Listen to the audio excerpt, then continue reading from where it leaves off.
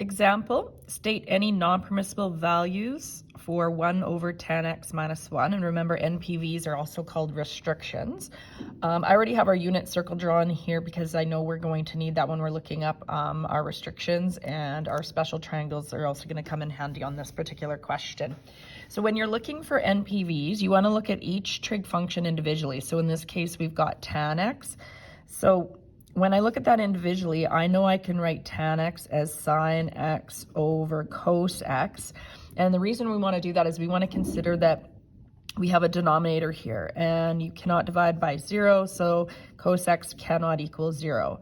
We're going to look at our unit circle for that. So of course the cos values are the x values. So when we look, that's going to be here and here at the top and the bottom. So pi by 2 and 3 pi by 2.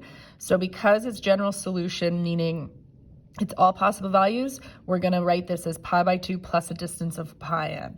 So x cannot equal pi over 2 plus pi n, where n is the element of integers, right? We also have to consider the expression itself has tan x minus 1 as a denominator.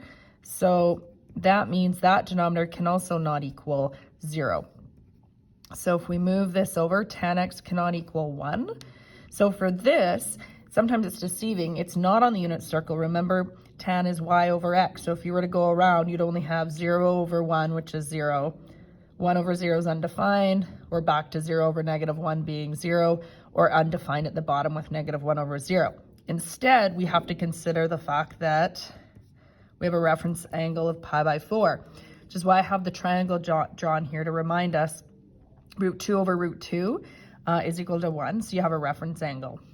Okay, what quadrants would we be dealing with? Well, tan's positive in quadrants 1 and 3, so we would have x cannot equal pi by 4, and x cannot equal 5 pi by 4 in quadrant 3.